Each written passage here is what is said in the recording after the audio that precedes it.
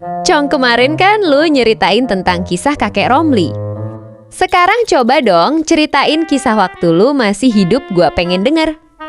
Kalau inget ke situ gue pengen nangis, Kun. Tapi buat lu gue ceritain kisah waktu gue masih hidup yang sangat menyedihkan itu.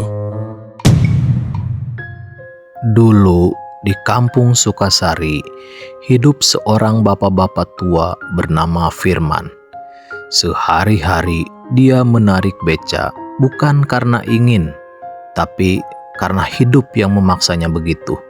Dari pagi sampai sore, ia mengayuh beca demi uang seperak 2 perak. Uang sekecil itu dibawanya pulang untuk menghidupi ke-7 orang anaknya, termasuk Juli, dia anak sulungnya. Wajahnya terlihat tua bukan karena umur, tapi karena timpaan beban hidup. Sebagai pelepas lelah setelah menarik beca, Firman duduk di teras rumah, segelas kopi hangat di tangannya, tapi tidak dengan di pikirannya. Pikirannya melayang-layang, memikirkan sampai kapan hidup seperti ini. Setiap pagi sebelum menarik beca, Firman selalu duduk di warung kopi dekat pasar. Dia tidak sendirian, ada temannya, yaitu Romli. Romli yang pandai bercanda, bikin Firman lupa sejenak tentang beratnya hidup ini. Bahkan, kalau dapat sewa penumpang yang bisa dibagi 2, Romli rela membagi 2-nya kepada sahabat sejatinya, yaitu Firman. Di samping itu, Juli anak sulungnya Firman yang selalu ke pasar setelah pulang sekolah. Dia begitu dekat dengan Romli. Sampai tiba suatu hari, Firman jatuh sakit. Tubuhnya sudah tak kuat lagi, tetapi ia tetap memaksa ke pasar. Di sana Firman pingsan. Seorang tukang sayur membangunkannya, lalu memanggil Romli, sahabatnya. Kemudian Romli panik dan langsung membawa Firman dengan becanya dan membawanya ke klinik terdekat. Setibanya di klinik, Romli terdiam serta kaget. Dokter mengatakan bahwa Firman menderita paru-paru basah yang sudah sangat parah. Ia harus segera dirawat. Namun, karena keterbatasan ekonomi, Firman tak bisa dirawat di rumah sakit. Romli ingin sekali menolong sahabatnya, tapi tak banyak yang bisa ia lakukan. Firman pun terpaksa dirawat di rumah tanpa perawatan medis.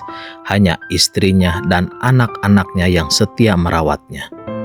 Sore itu, Juli dan ibunya sedang memetik sayuran untuk dimasak. Mereka tak tahu itu adalah sore terakhir.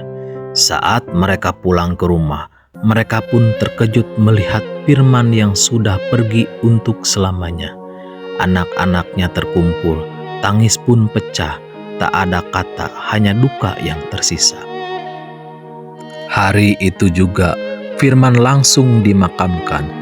Juli dan ibunya pun berdiri di sana, belum siap melepaskan kepergian sang ayah. Tangis mereka jatuh di depan makamnya Firman.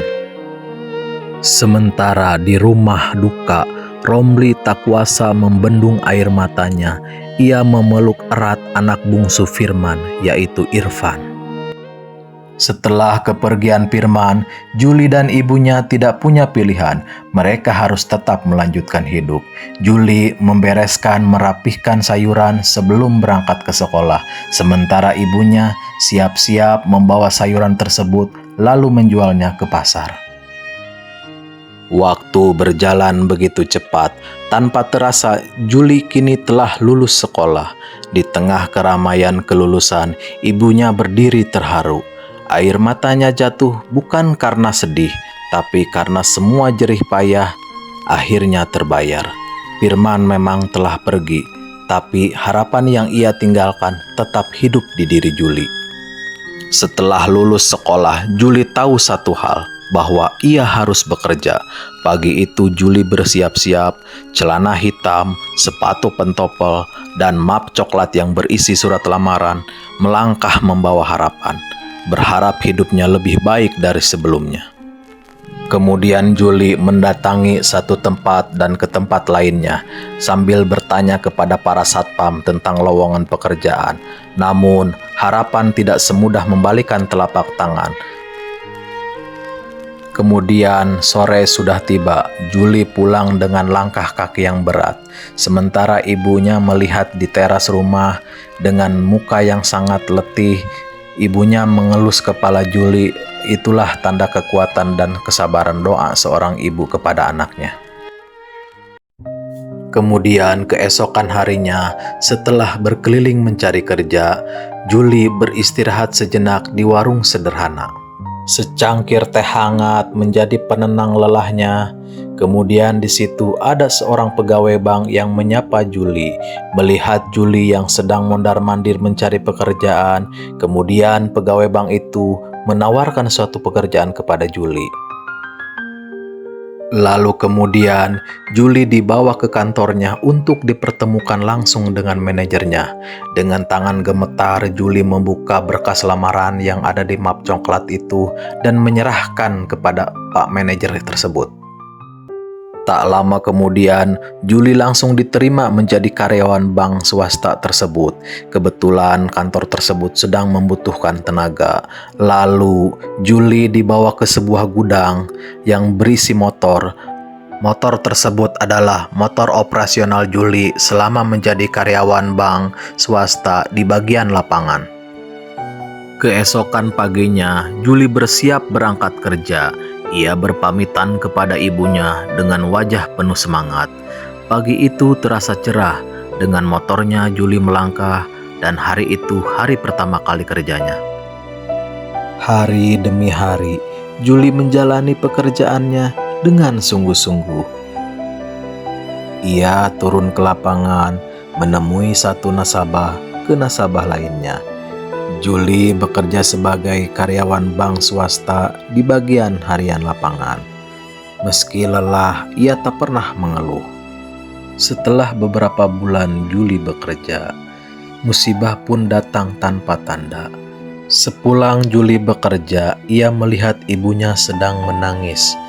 Ternyata adiknya sedang terbaring di tempat tidur dan menderita sakit keras. Tak pikir panjang, Juli pun langsung membawa adiknya tersebut ke rumah sakit. Tak berselang lama, Juli dan ibunya dipanggil oleh dokter. Dengan wajah yang serius, dokter tersebut menyampaikan kabar buruk bahwa adiknya menderita usus buntu akut dan harus segera melakukan tindakan operasi. Saat mendengar biaya operasi 10 juta lebih, Juli memberanikan diri bertemu dengan manajernya. Ia bermaksud untuk meminjam uang. Namun jawaban yang Juli terima sangat menyesakan. Juli belum bisa kasbon karena Juli masih karyawan baru. Yang kedua, keuangan kantor sedang minim. Di belakang kantor, Juli tidak bisa lagi menahan air matanya. Dia merasa sebagai kakak yang sangat tidak berguna untuk adik-adiknya. Setibanya di rumah sakit, ibunya memeluk Juli dengan tangisan yang keras dan sambil mengatakan bahwa adiknya merintih kesakitan terus-menerus. Dan Juli pun ikut sedih dan menangis sambil memeluk ibunya. Dengan keadaan yang semakin terdesak, Juli merasa tak ada jalan lain. Terhimpit rasa panik dan kebingungan, akhirnya ia memutuskan untuk menggunakan uang nasabah. Administrasi rumah sakit itu harus segera dibayarkan dan adiknya harus segera dioperasi. 4 hari kemudian, adiknya akhirnya diperbolehkan pulang dari rumah sakit. Senyum sang ibu kembali merekah, melihat anaknya telah sembuh dan bisa kembali ke rumah. Untuk pertama kalinya setelah hari-hari penuh air mata, rumah itu kembali terasa hidup. Namun badai sesungguhnya baru saja terjadi. Beberapa hari Juli tak kunjung masuk kantor. Bos mulai gelisah karena uang nasabah dan uang setoran masih berada di tangan Juli. Bos mencoba menelponnya, tidak diangkat. Mengirimkannya pesan, tidak dibalas. Langkah akhir, bos terpaksa mengerahkan kedua bodyguardnya untuk menjemput paksa Juli dari rumahnya. Siang itu bagaikan tersambar petir di siang bolong. Ibunya menyaksikan secara langsung anaknya yang ia besarkan dengan susah payah harus ikut bersama orang-orang tidak dikenal dan masuk mobil. Lalu Juli dibawa, kemudian dimasukkan ke ruangan kosong di belakang kantor. Di situ bos meminta pertanggungjawaban, uangnya harus dikembalikan hari itu juga. Namun, apalah daya, dengan apa Juli mengganti uang-uang tersebut? Juli hanya bisa pasrah, menerima apapun yang terjadi. Keesokan paginya, ibunya kaget karena melihat anak tercintanya terbaring di halaman rumahnya sambil menahan kesakitan. Setiap hari ibunya merawat Juli dengan penuh air mata, tetapi ibunya tidak pernah mengetahui kalau sebenarnya Juli mengalami luka dalam yang begitu serius. Setelah beberapa hari Juli terbaring sakit, akhirnya Juli menghembuskan napas terakhirnya. Ibunya beserta adiknya menyaksikan kepergian Juli. Tangisan ibunya beserta keenam adiknya sangat memecah hari. Dan akhirnya tangis ibunya mengiringi kepergian terakhir Juli, dan Juli dimakamkan di samping ayahnya. Malam pun tiba, akhirnya tahlilan pun digelar di rumah Juli. Ayat-ayat suci dan doa mengiringi kepergian Juli. Kemudian malam begitu sunyi, dan sosok pocong pun datang ke kamar ibunya.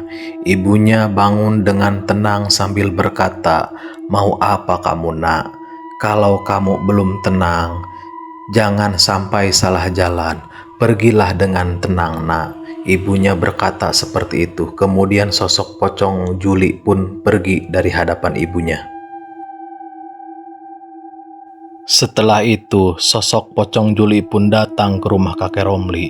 Ia ingin meminta pendapat ke kakek Romli, tapi kakek Romli memberikan nasihat seperti ini. "Kakek tahu ini kamu, Juli. Dan kakek tahu hidupmu berat, lukamu banyak, tapi dendam tidak akan menyelesaikan masalah. Sekarang hanya jalan istirahat yang tenang untuk dirimu. Beristirahatlah dengan tenang, Juli." Jadi gitu ceritanya, Kun. Oh, jadi nama lu Juli? Kirain Desember, heh. Oh ya, Cong, ternyata bokap lu temennya kakek Romli. Pantes aja kakek Romli gak pernah marah kalau lo kerjain.